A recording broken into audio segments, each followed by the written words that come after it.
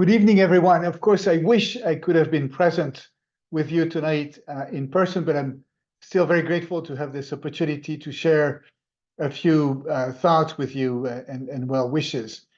I'm, of course, particularly excited by the fact that we're hosting today the second Purpose Day, and I really want to congratulate you, Rodolphe, for having been a pioneer and having inspired us over so many years.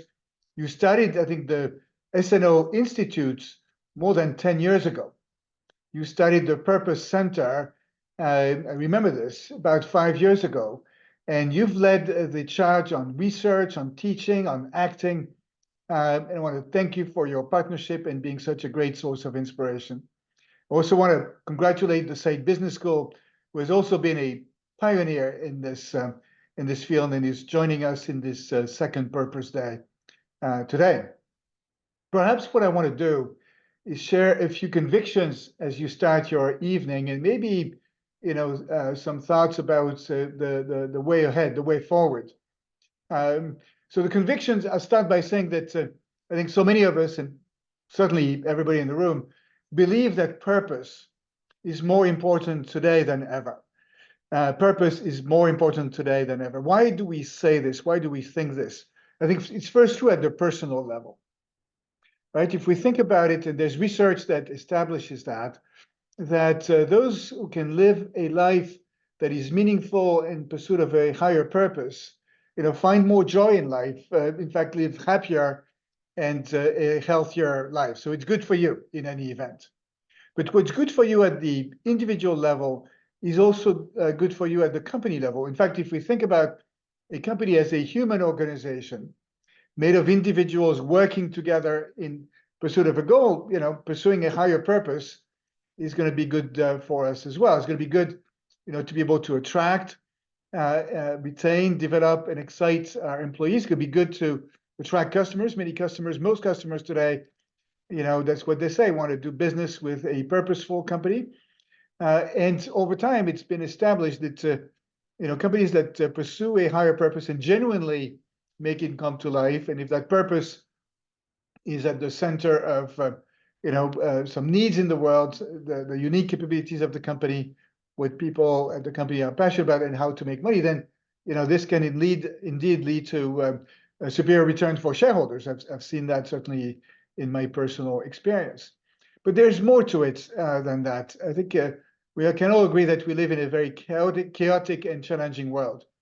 And when everything around us is changing, then going back to our purpose in life and to our values allows us to pursue a true north and navigate what are otherwise choppy water. In fact, it can help companies reinvent themselves in a very changing environment. I know this from experience at Best Buy. If we had continued to be just a simple consumer electronics retailer, I don't think we would have experienced the growth that we have experienced. And so when we redefine our purpose and said we are here to enrich lives through technology by addressing key human needs, it opened up a whole range of growth opportunities. So first conviction is that purpose is more important today than ever. The second conviction, which is more an observation, is that, as we say in London, mind the gap, right? There's a big gap at most companies, at many companies, between the intention of the purpose and the reality in the company. At Harvard Business School, where I lead a workshop for new CEOs, I asked the CEOs, two questions. One is, on a scale of 1 to 10, how important would it be to the success, the long-term success of the company, to pursue a higher purpose? And on a scale of 1 to 10, their average answer is 9, so very high. The second question I asked them is, today, to what extent is that purpose truly coming to life today? And their average answer is between 5 and 6. So there's a big gap. And the reason is that, we know it's hard. And what I've learned over the years and what it takes, I think it starts with, as leaders, having clarity around our own purpose and, being clear about that purpose. In fact, being curious about the purpose of people around us. It continues with making the purpose the keystone of the strategy, really looking at the portfolio of activities, our positioning in the market, and looking at what needs to be stopped, what needs to be studied and what can be continued for the purpose to come to life. And it continues with the culture. I'm a big believer that having the right environment in support of the purpose and the strategy is key to long-term success.